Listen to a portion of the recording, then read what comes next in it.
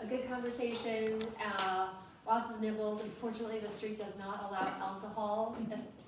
If you're wondering why the wine isn't out here, trust me, I wanted to put it out, but I think the mayor of Newton is a wonderful customer who stops by often. So, we just want to stay on the right side of the law tonight. With all that said, we are, please do check out the clothes. We're offering 15% off for all of our purchases tonight. And so I hope you have a great time, and I will turn it to Ellie. Thank you. Well, let's sit. Get comfy. Thank you to Sarah and the entire MM team. Everyone is just the best, literally. I'm so happy to hear that. They are, yes, they are truly the best, yes. So I wanted to get started talking about, well, honestly, Sarah has an amazing story. It was very hard to narrow down the questions, so we will see how far we can get, but we will continue the interview elsewhere. And I wanted to make sure that everyone knew sort of a little bit of the origin. If you're not familiar, I'm just going to give a quick, brief overview of Up Next so that you have some context for my questions. But basically, we help support entrepreneurs and founders in the pop-up retail space and navigating the journey, if you will, the adventure of entrepreneurship as a retailer or a maker. And a few months ago, when you were opening the store, was that September? Yeah, I think that's around, September, October. You had a grand opening, and my mom and I came in and got to meet Sarah and felt this instant connection. And I'm finding that everyone kind of feels that with you because you have this very genuine way of just getting to know people. But we have a few things in common. We're both, running businesses, raising 3 children, although mine are a little bit different in age, and have dogs and busy lives. And a shared passion for entrepreneurship. And so organically our teams got to talking about all the different things that we're doing, and it just made sense to come together and have this little chat.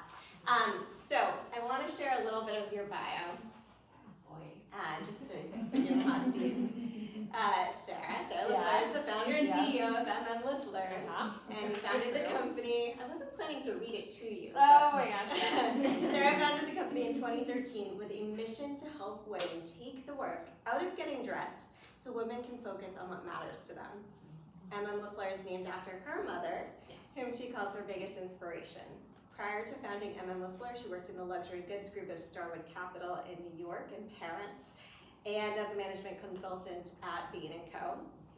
And outside of M.M., your passion is in international development issues. She spent time volunteering at a refugee camp in Zambia and also spent a year in South Africa working with the nonprofit TechnoServe, assessing agribusiness opportunities for the rural poor. Yes, all true. I'm sorry for the lengthy bio. No, I'm sorry if I'm embarrassing you, but honestly, it's really fascinating, and I think you'll see that this dynamic background fuels everything you do now. And you're on amazing councils and have been recognized by so many incredible organizations, including Women's Wear Daily's 40 of Tomorrow list. And graduated from Harvard, so has lived in Boston, and now you're in New York with your husband and kiddos and a small dog. Yes, a small 100-pound dog, that's correct. Yes. I can't even imagine, actually, because I have a 6-pound dog. And 6 pounds? 6 pounds. Oh, wow. Yeah, and still, it's like the 4th child, so you have a giant 4th child. I would say raising my dog is harder than raising my triplets. So it gives you a sense of, my 100-pound love of my life, yes, for sure. All right, well, so just to give a little bit of the origin story, going back further, every great brand starts with a problem that they're solving. Yeah. And in your case, it was the lack of stylish, functional workwear for women. So can you just take us briefly back to those early days and what sparked this whole movement? For sure. I'm so sorry. I'm gonna just put this water down. Just go for it. As Ali explained, I worked in management consulting and private equity. My mother actually worked in high-end fashion, and so I think through her, I always got to like touch and feel these beautiful clothes and textiles that she would bring home. But I like really had zero interest in fashion. To be honest, I still really do not care about fashion. I don't really care about what's happening on the runway. And I really felt like I started this because I had a particular problem I wanted to solve, which was like being a busy professional woman. Like I would wake up in the morning and I feel like, I'm sure you've all experienced this feeling where you look at your closet and I'm like, oh my God, I have nothing to wear. And then I like dig through the dry cleaning pile and I'm like, oh, like, is that dress still here? Oh, it's been sitting there for 2 months. I have to take it to the dry cleaners. When am I gonna do that? There is a stat we love to share that women on average spend 2 more weeks per year getting ready versus men. Per year. Per year, 2 weeks, which is like an insane amount of time. You know, if you think about, if you get like 15 PTO days a year, you know, add 10 more, or subtract 10 from that because you spend it getting ready in the morning. And in the beginning I didn't quite believe it, but then I like compare how I get ready versus how my husband gets ready, and it was not hard to actually do the math and realize, yes, I am actually spending 2 more weeks per year getting ready. So that was a huge, the huge impetus behind it. I was like, how can we actually create beautiful clothes? I think, I was shopping at, like a lot of stores that I think most busy women shop at, and I could just tell, I think, because of my mom's knowledge, like, okay, the fabric was not up to snuff, and I think if, one of the things that we at M.M. are most passionate about is great fabric. So we're working with high-end mills in Germany, Japan, Italy, in China, and really trying to create things that stand the test of time. And we started the business back in 2013 when direct-to-consumer was really a thing. And I worked at the company where I'm sure you know Warby Parker or Bonobos. I wonder if Bonobos is here. I know Warby Parker is here, but I don't think of this properly. This one, right? This whole like direct-to-consumer idea was really becoming part of our conscious, and they made it look so easy. Although now knowing those guys, I know it wasn't that easy. But from the outside, it looked like create product, launch it on website, make millions. And I was like, great, like I'm gonna apply this, except I'm gonna do it with, I'm gonna take high-end tailored clothing and do it. And it really was so very difficult. I will say I did not look to start this business. You mentioned being in private equity, but like I lasted all of 4 months in private equity. I loved that job. I found it an incredibly difficult environment to work in. And I kind of, the first week I got there, I knew I had made a mistake. But I don't know, I was 27 and I was like, I can't like leave a job after a week. And I tried to stick it out, and after 4 months I was like, I really just can't stick it out. This is a good segue because, I mean, it wasn't the right culture for you. It was not. I loved the job. I thought the job was really interesting, but yeah, it was not the right. It was not the right place for me. Yes. So part of the beauty of launching your own thing is that you get to decide who you work with, how you work together, yes, and who you empower, which is a big word for my team this year. We chose a word of the year. I don't know if you've ever done that exercise, but empower is the word. And I feel like that is the fabric of what you do with women and the whole philosophy. But I feel like there's a lot of different points you could touch on there, but one of the things that really caught my attention was what you did with women running for political office. Oh, Can you yeah. just talk about that a little bit? Sure. So Alex referring to our Ready to Run campaign, where we said anyone running for office, regardless of what party you're running for, we will dress you. And we launched this in 2020. 2020, right? It was at the start of it was in January. This was pre-pandemic when we were all so innocent. And we, wrote this email, and I was just thinking, I was like, maybe a dozen or so women would take us up on it. And I think within 24 hours, we ultimately, that's not true, it's not within 24 hours, but ultimately we had over 1,200 applicants. Oh boy. There was an application process. There was an application process. But I mean, I was like, it was like a survey form. I don't want to say it wasn't all that thought out, but I was just like, it'd be great if we could dress like 20 women. And it was one of those moments where, you know, like a campaign goes viral and we had like a news outlet in Croatia covering it. It was really cool because I think it came about very organically. You know, the first time I was like really aware that we were dressing politicians was when I saw that, you know, there were congresswomen and senators who were customers. And then I live in New York City, and I was having lunch actually with my co-founder, and I turned to my right and I realized that Cynthia Nixon from Sex and the City, who plays Miranda, was sitting next to me. It was right around the time she had announced that she was running for governor of New York. And so I ran over to her and I was like, Cynthia, I'm a huge Miranda fan. I consider myself a Miranda. I'd be so honored if you would wear MM.LaFleur on the campaign trail. And she was like, that sounds great, like get in touch with my stylist. And so she really did. She wore M.M.LaFleur like throughout the campaign. Yes, unfortunately she lost, but you know, it was just like one of those. She looked good doing it. That's right. I was like, forget what she's talking about. No, just kidding. Because actually, the number one thing we heard from all these women who ended up, you know, applying for Ready to Run was, I am more worried about what to wear than what to say on the campaign trail. We heard that. I cannot tell you the number of times we heard that. The other thing, you know, this was also, I mean, it was very meaningful for me in so many ways, but I think it was, you know, it was Trump was running, Bloomberg was running, like it felt like very much like if you weren't a billionaire, you cannot you know, enter the race. And I just remember one of the women who wrote us, she said, you know, I'm a single mom of two, living on the poverty line in Rhode Island, and I'm writing for state senate because I feel like it's important for people to hear from women like me, and I would never be able to afford a blazer like this, so thank you. And I think like that was like the moment where I was like, okay, this is worth it. So that was an amazing campaign. COVID made it incredibly tricky, but you know, we pulled it off, and then we actually ended up running it again in 2024. Oh, fantastic. Yeah.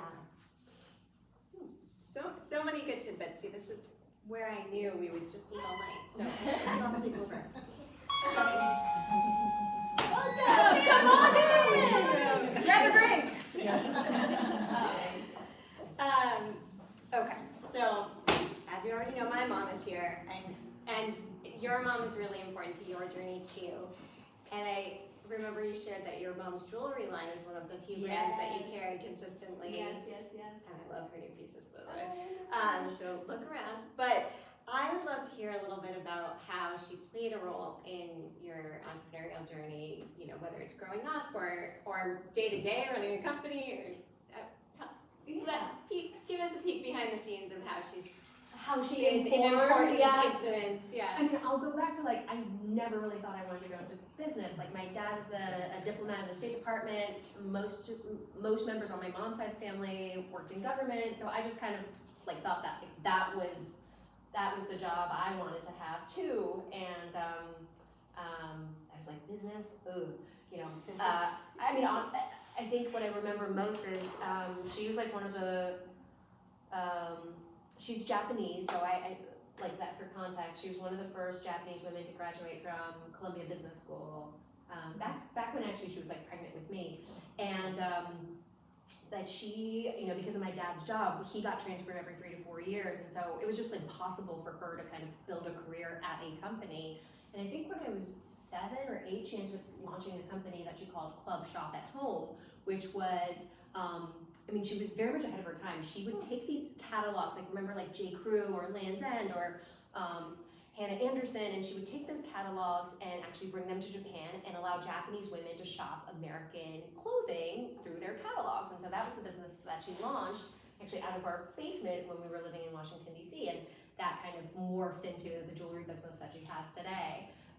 But my distinct memory of my mom starting and owning her business was when I would come down in the middle of the night to like grab a glass of water, she would just like be sitting in the corner of the living room, like a spotlight on her face, like nursing a whiskey and just like sitting quietly, you know. And I was just like, wow, like, God, that looks hard. Entrepreneurship looks really hard, you know. I was like, I don't know if I want that. I also remember like she went through several partners before she ultimately like landed on her partners today. And like I remember she had some like, I don't think their friendship actually, well, I think their friendship did. She started the business initially with friends, and like they had a falling out about it, and like I could see just like what a personal toll founding a business could take on your personal life. So I think if anything, she like very much scared me about that, and I think thankfully I maybe that is actually a lesson that I took with me. I've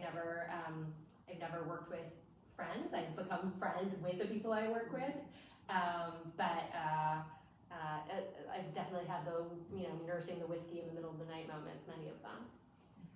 Haven't we all? Yes. So now you have 3 children of your own. Yes. And that's a whole other story because they are all 4.5? Yeah, they're 4.5. Yeah. They're 4.5. It's a long story and also a short one. And the short version is that I can get pregnant for a long time, did years of IVF. Ultimately, it was our wonderful surrogate Trisha who carried our twins, and around the same time, I did actually another round of IVF because our first round with Trisha had failed, and that was like the one that happened to work out. And so as these things happen, I know, yes, after 3 years of like nothing, it was, the babies arrived 6 weeks, within 6 weeks of each other. So August and September of 2020. Oh, even more fun. Yeah, so fun, right, exactly. It was like, the world is ending! Let's bring some children into the world. Yeah, so that is how I have 3. My husband and I should say. But I really did all the work, just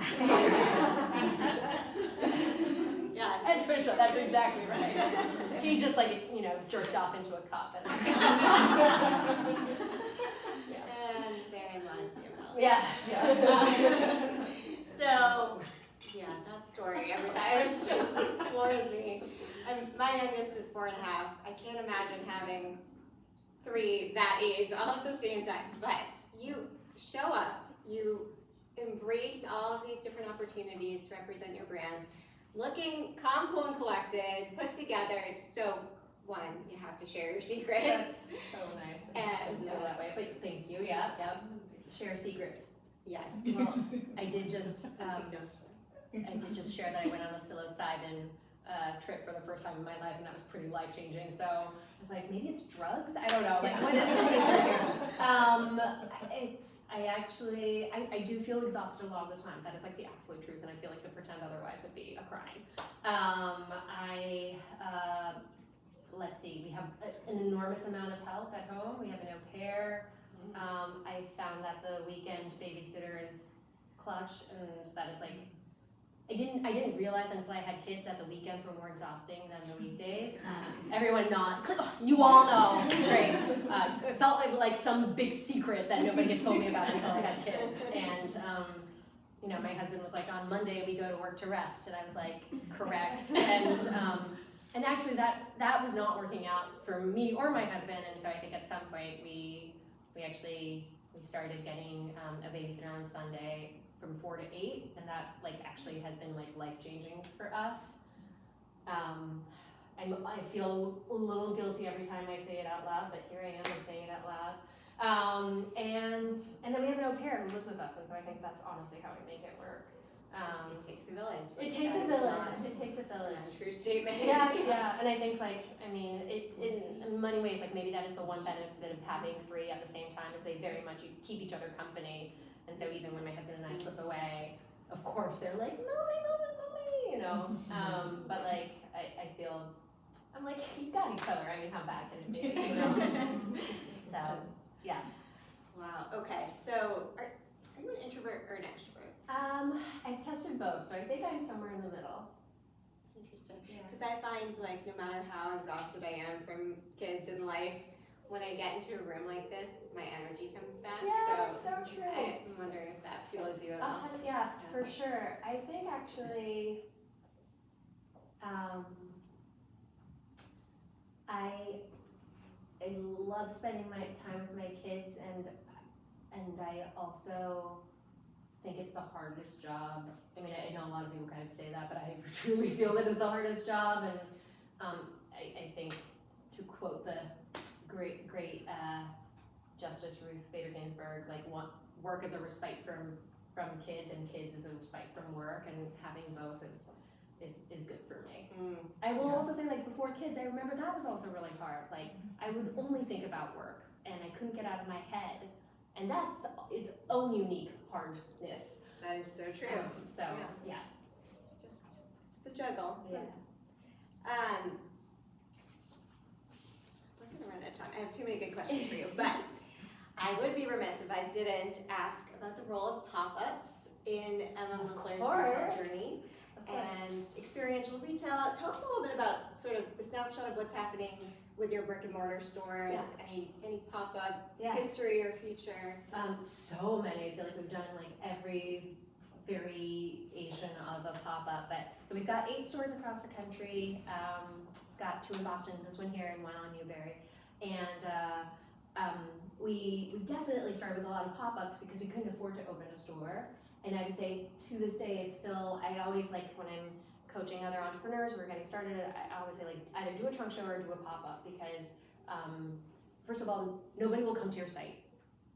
Like, if you have zero money to spend on performance marketing and you have no brand awareness, nobody will come to your site. So the only way you can get like actual real feedback on your product is if you can put it in front of his or her face. And it's so important to hear direct feedback from the customer. And it doesn't matter if you're like, even if your mom and your sister and your friends are like, oh, I love it, I love it, I love it. Like, unless a complete stranger is willing to part with her hard-earned money and say, yes, I'm willing to pay for this product, you will never actually truly know if your product is good. And so I think from that standpoint, like, it doesn't matter how easy it is now to start your own Shopify website. Like, if you want to have a product company, you have to interact with your customers in person, and I think, pop-ups are just like the perfect way to do that. So couldn't agree more. Yeah. Okay, but there is an event that you did in New York City that really caught my attention. Yeah. You partnered with a classic diner, customized the menu, the decor. You threw a press party, wait for it, complete with tap dancers, all clad in their new collection. And I mean, this blows me away. So how do we bring that kind of magic to Boston is one of my questions. And two, what sparked that idea? How did you come up with that vision?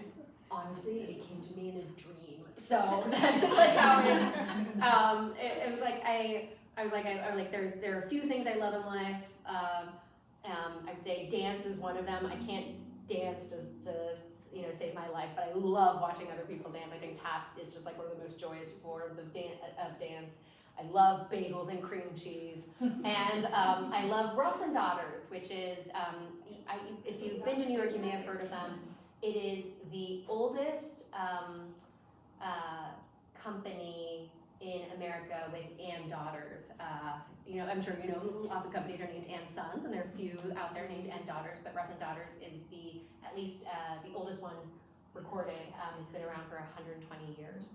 So they are now on their 4th generation. Nikki Russ Fetterman and her cousin run a few Russ and Daughter locations, and it's just an iconic place. And so we were lucky enough to hold a press preview just almost exactly a year ago. Oh, it's pretty recent. Yes, in their original diner, and we took over the entire space. Their decor is black and white, and our collection was very black and white focused and black and white plaid, and so the entire restaurant, we called it M.M. and decked it out, and everyone. Look it up online. Yeah, it was really fun. We had lots of just people eating caviar and smoked salmon on bagels for dinner. It was a great time.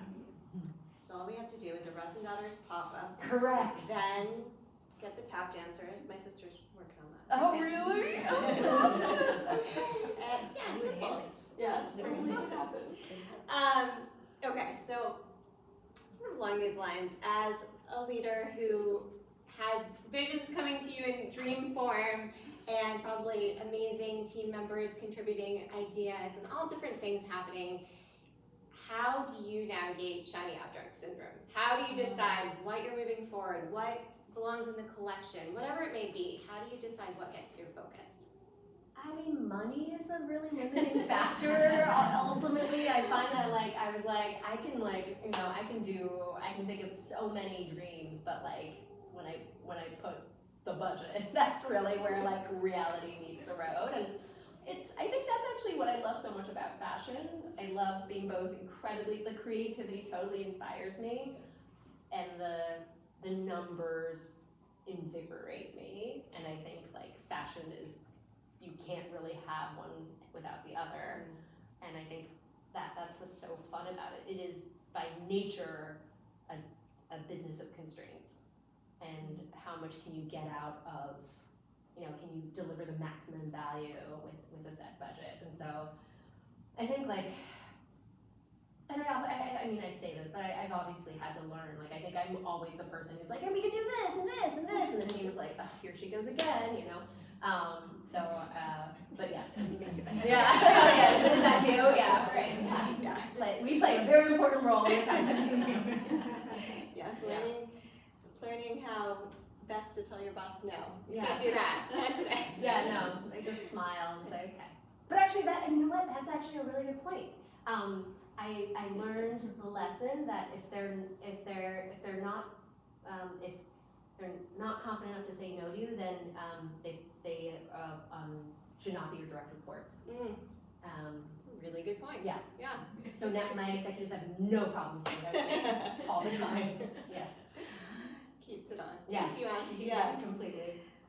Okay, so speaking of executives and team, you recently announced a major transition for M.M. Yes. So Miyako, you are co-founder of, is it 14 years. Stepped down and you welcomed a new creative director into the role, Jen. Yes. Yeah. Yeah, Jen. And so and you're here, and this just happened, Yeah. and so I'd love to know sort of how you're navigating that for yourself, with your team, with making sure that your company culture and all the beauty that you've built stays intact. How does that? That's a great question. No, I know. I was like, I guess to be seen, but like I think, I wrote like a lengthy post about it, which if you have 5 minutes, you can read it. But I know what I said in it was that like I always called her my other partner in my life, like my husband being my first, and she was always my other. And I think she's actually from Japan, but like beyond that, we have absolutely nothing in common. She's like from the world of fashion and very cool, and I'm not. So like that, but like we just, I don't know, we really had like a lot of shared values. And we had this, we both, when we started, she was like actually going through a divorce. She was like divorcing her husband who she met in college, and she was like, no, I'm never gonna be a mom, like I love fashion, I'm an artist, like that's what I want to do with my life. And now she goes camping with her new husband and 7-year-old daughter, and has traded like the heels for Birkenstocks, and I'm like, who are you? When I started the business, I was like in my late 20s, and now I'm in my early 40s and have 3 kids. So like we experienced so much of life together, that I think I was probably about 1.5 years ago, I could just like start to see her energy waning. I mean, I think there's no other way to put it. And we like had like a really honest conversation about it. And she was like, yeah, I think, my time might be coming to an end. And I was like, in the beginning, I was like, no, you can't, like that. Like I really was like, if you leave, I'll leave. And she was like, but then what will happen to the company? And I just like couldn't fathom doing it without her. But I think that's where I had some honest conversations with myself, where I was like, I still have energy to keep going. I want to keep going. I love what I do. I've got like another 10 years in me. And so it was like a very honest conversation. And then actually Jen Cote, who ended up taking over for Miyako, Miyako actually was like, I actually have the perfect person in mind. And so she hadn't even spoken to Jen, and she hadn't spoken to Jen in years, but she was like, she would be perfect for the job. And we ended up going through this like whole process, and we interviewed dozens of people, but we ended up going with Jen.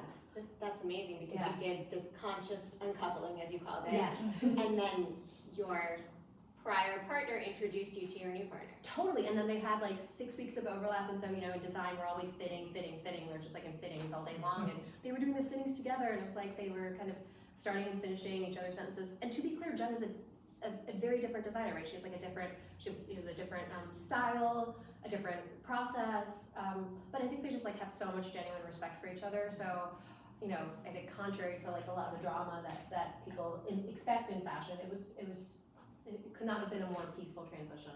That's wonderful. Yeah, it was wonderful. I'm excited to see sort of even if it's subtle evolution of the collections and. I'm already seeing it, yeah, because like they're always designing a year out. So like Jen's already starting to work on summer 26 right now. She's like kind of midway through wrapping up spring 26. So you really like everything you see here right now is still very much Miyako's work, and it will be till the end of the year. Yeah, I think she's like really honoring the DNA that Miyako put into the brand, and then like bringing in her own flair, and I see it and I love it. Really exciting. Yes. Good things to come. So, okay, I don't know if you know this, but we knew we wouldn't have time to get to all the questions, so we're going to do a blog to continue the conversation. But we are going to do a speed round for something fun before we can shop and sip some more. So, heels or flats? Oh, flats, 100%. I'm just wearing these for you. But I do want you to know these pants, they have snaps in them because when I wear these with my flats, I just like snap them right here. Yeah. It's brilliant. Did I you mean, come up with that? I did. But all of our factories were like, what are you talking about? Like, you're crazy. I know it sounds a little gimmicky, but I promise you it's like the most convenient thing. So you don't highly have to choose recommend it. between heels and Heels and flats. flats. It's heels And flats. flats. Okay, if you could read anyone's closet, whose would it be? Oh, gosh, that's such a good question. I would probably say the closet I admire most is Kate Blanchett, but you know, I love her like architectural style. I mean, she has an amazing stylist. I love it. Go-to drink? Oh, Spindrift. I'm like not even joking. We were just talking about this. Like, I think I used to be like a 14 glasses of wine per week girl, and since having kids, I find that very hard. And now what I do is I take a Spindrift and I pour it in a ginormous glass of wine, and I find that it's like drinking wine. Keep it classy, right? Yes. I thought you were gonna say whiskey. Oh, I do love whiskey. I do love whiskey. When times are hard, I do drink whiskey.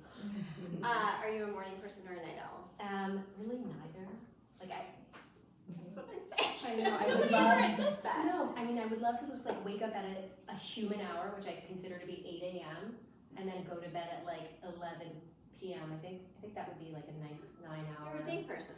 I'm like, thank you. I'm a day person. But every time, you know, I'm like, yeah, I don't know. But I have found my kids are early risers, and so if I do want like a quiet minute, then I have to set my alarm at like such a ridiculously early time. I hear about a lot of people, Yeah. particularly entrepreneurs on podcasts, who do that. I know, but then I would love they to know meditate that. and they journal and they do all of that, and like I'm lucky if I do that like once a week, you know, like maybe. So what's one book that you would recommend to every entrepreneur? I mean, Good to Great is probably like the obvious one, but the book I would actually recommend to every woman is called The Kingmaker. Have you heard of this?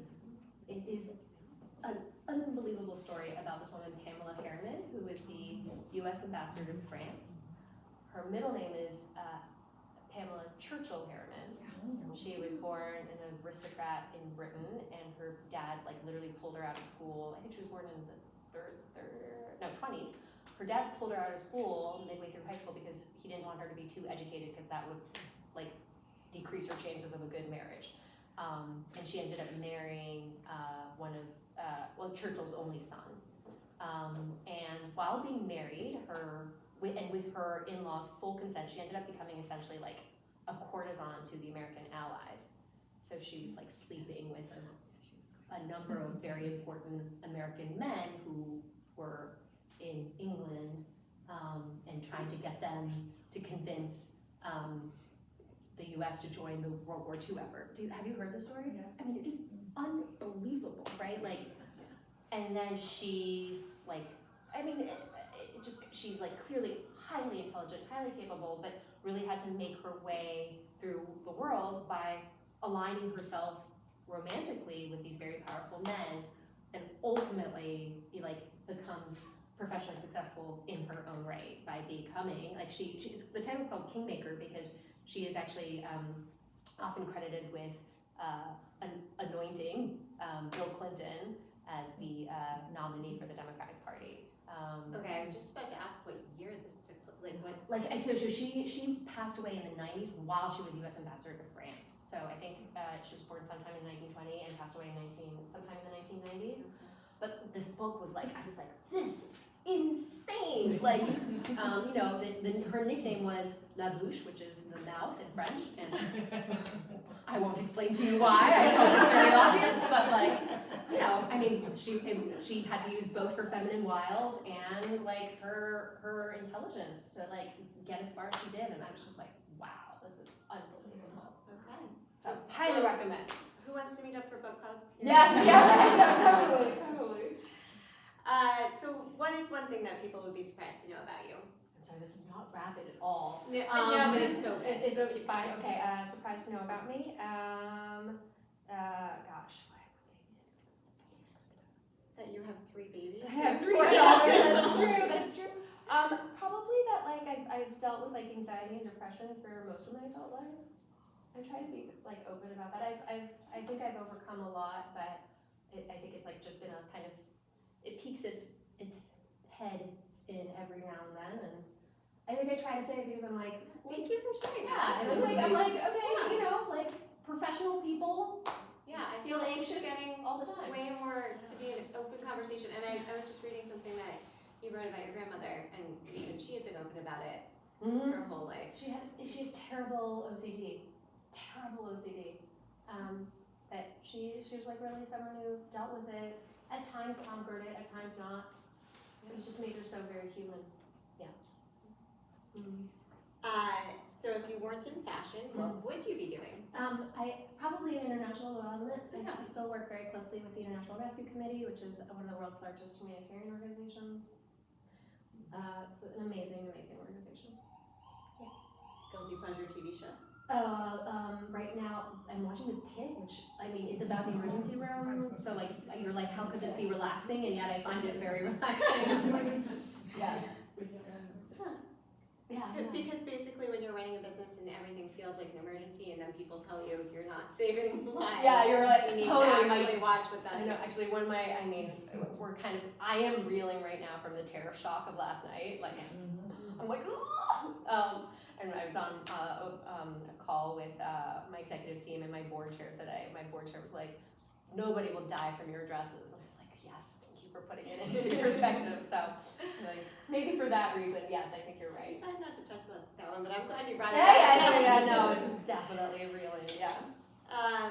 Favorite travel destination for fashion inspiration? Oh, Paris. I know that's so obvious, but like, I think actually what I love about Paris fashion is it's not expensive. Like, people think Paris and they think LVMH, they think expensive. And they actually have like such good, beautiful niche brands at like, I'd say like prices that are comparable to ours, and like it doesn't, and everyone enjoys it. Like, it doesn't feel like your options are like either H&M or Chanel.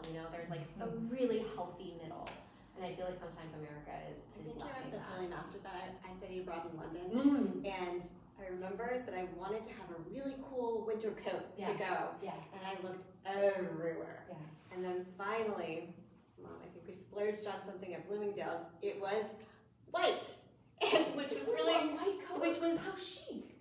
Well, no, I'm just saying it was like very hard to find something unique, and that was the most unique thing I could find. And then I land in London, and all I see are like amazing, endless options at accessible price points in every style. They're just, I don't know, I think different experience. I know, and I asked someone why that was, and they said that because Europe is mostly walking cities. And America, and they're like, people still dress to be seen on the streets. And I thought that was so true. Yeah. Okay, last question. Go-to piece that inspires confidence no matter what. Oh, the O'Hara blazer, which, gosh, I hope we have it. I don't know. Which one is it? We do. Am I wearing it? Like, oh, yes, you are wearing it. I'm sorry. Yes, I didn't realize it because this is like a seasonal version of it. The top stitching is just for this collection. but it's like I just think of it as like the perfect boxy blazer. It's machine washable. I've never taken it up. It's a machine wash. It's machine washable.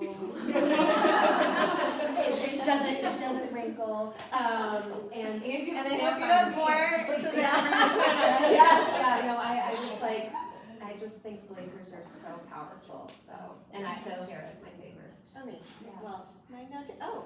Hey. Yeah, exactly. This is how you pair with this. Exactly right. It's like we planned it. It's like we did. And now, thank you so much, Sarah. This was absolutely wonderful. Thank you so much. Thank you all for being here. It's a pleasure. All right. Well, I know I'll be around, and Allie will be around with your questions. But I hope you all enjoy. There was a lot of food. Yes, please So eat. please One, clear it is out. randomly enhance address, just in case you don't feel the need to wear